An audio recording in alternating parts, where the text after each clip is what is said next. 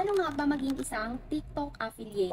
Hi guys, it's me Gracia and my TikTok username is Reco by Gracia. Currently have 58,000 followers and today I will be sharing kung paano nga ba maging isang TikTok affiliate. Kung beginner ka lang, dapat panuorin mo to. Bago ka magsimula sa pagiging affiliate, dapat meron ka muna ng tatlong bagay na to.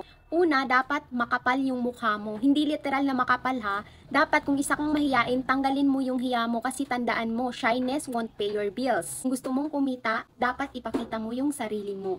Pangalawa, dapat consistent ka kasi ang pag-a-affiliate ay parang pagnenegosyo lang din. May mga araw na matumal, minsan wala talagang sales, pero kapag consistent ka, may balik yan sa huli, promise. And pangatlo, dapat gusto mo yung ginagawa mo. Kasi kung hindi mo love yung ginagawa mo, sayang lang, mabilis kang mawala ng gana.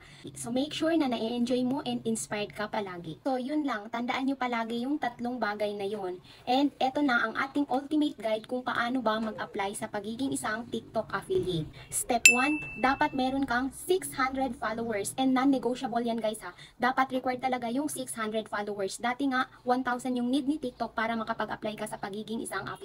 Ngayon, 600 na lang. So, mabilis na lang yun. Step 2, i-register mo yung account mo sa affiliate program. Meron akong isang phone dito and ipapakita ko sa inyo yung guide kung paano siya i-apply.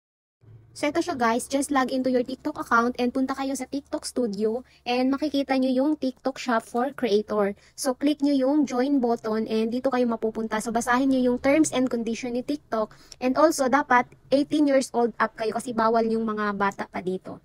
So ayun, kapag nakapag-apply na kayo, isa na kayong eligible na affiliate and pwede na kayong mag-share ng mga products sa iba't ibang platform.